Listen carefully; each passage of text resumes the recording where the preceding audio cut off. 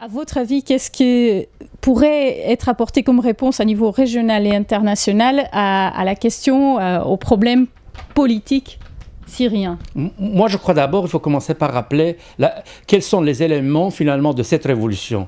Alors, comme je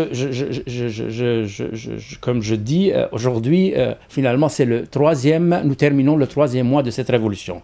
Alors, peut-être, il ne faut pas parler des bilans, parce que c'est encore tôt de parler du bilan, mais essayons de faire finalement pendant ces 3 mois.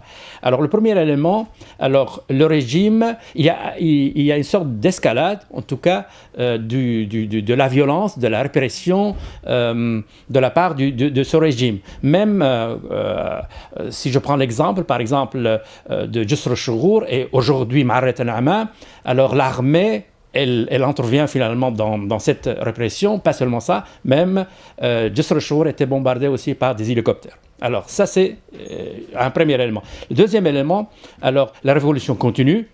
Alors continue, même l'étendue aussi de cette révolution. Aujourd'hui, nous parlons de plus ou moins 214 localités en Syrie où, pas seulement le vendredi, presque tous les jours, alors ils descendent dans la rue et ils manifestent et ils crient pour la liberté et la démocratie en Syrie, tout en gardant finalement, et c'est très important, c'est un mouvement non violent, c'est un mouvement pacifique, et c'est un mouvement national. Aujourd'hui, on est à presque plus ou moins 1500 martyrs.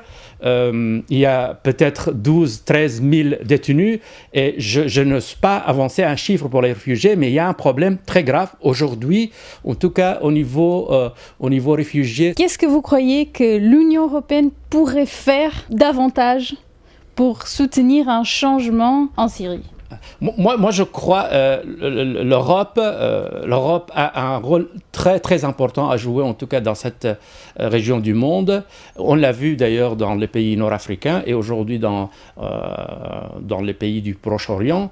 Je crois, pour ne pas être toujours, je parle au niveau de la politique étrangère européenne, ne pas être trop tard ou bien trop tôt, comme on l'a vécu, en tout cas au niveau nord-africain. Moi, je crois qu'il est grand temps de ne pas regretter demain pour dire, voilà, en Syrie, on n'a pas su être au bon moment. Moi, je crois cette ambiguïté, cette hésitation, ce pragmatisme, ce réel politique étrangère européen, il est grand temps, je crois, de prendre des décisions.